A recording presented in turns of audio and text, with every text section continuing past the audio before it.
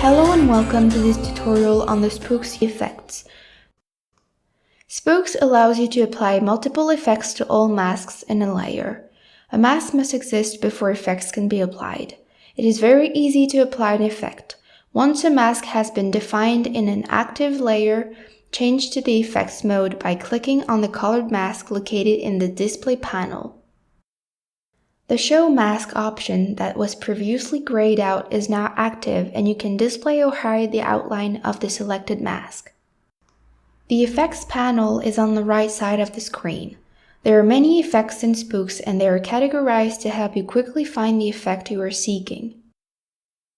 In this tutorial, we only demonstrate a small selection of the effects available. All effects for modifying color can be found in the first tab, the Color tab.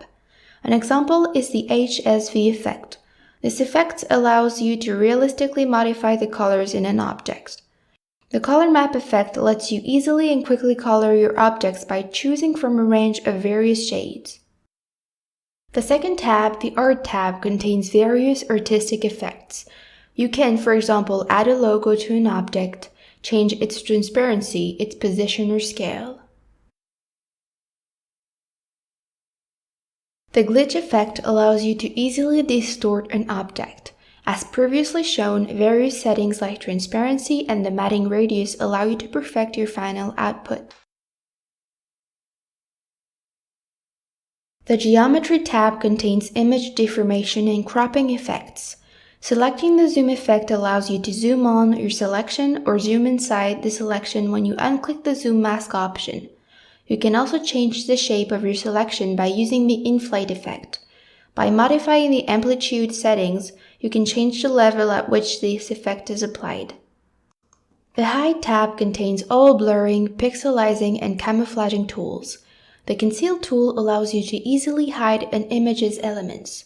Use the origin setting to replace the area to be hidden with a section of the image that you choose. Use the matting radius setting to soften the edges of a selection to hide it completely. The Text tab contains all text effects. With the Speech Balloon effect, you can create speech balloons with text, like in a graphic novel or comic strip. Speech Balloon settings allows you to change the balloon size, position, and style. And of course, you can write whatever text you would like inside the balloon.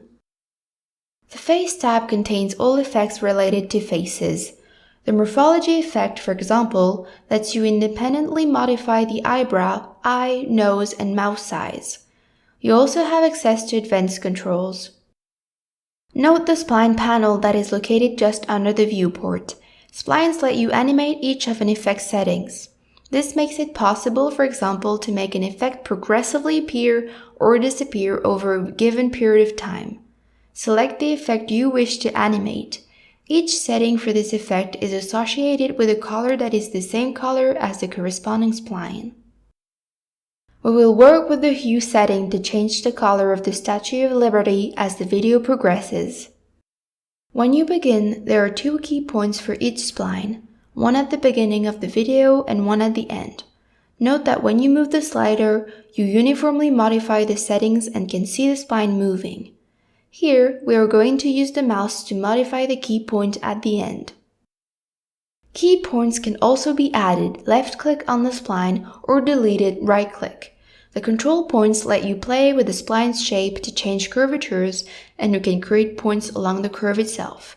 The control points can be deleted to create line segments, right-click, or added, shift-click on the desired point. Holding down the Shift key when moving a control point perfectly aligns the control points and the key point. Finally, you can change the shape of a curve by simply clicking on it while holding down the Control key. You can lock one or more settings from being accidentally modified or reset. Once your splines have been set correctly, click on Play to see the animated effect. Most effects in Spooqs can be combined. The possibilities are endless. Using effects does not affect image quality. You can apply and remove effects without causing damage to your images or videos. Once you have cut out your objects, you can generate many different versions by simply modifying the effects and their settings. In conclusion, know that for each effect, it is possible to invert a selection and to only apply an effect to the selection's outline. That's all for this tutorial. We hope you found it useful. See you next time for another tutorial.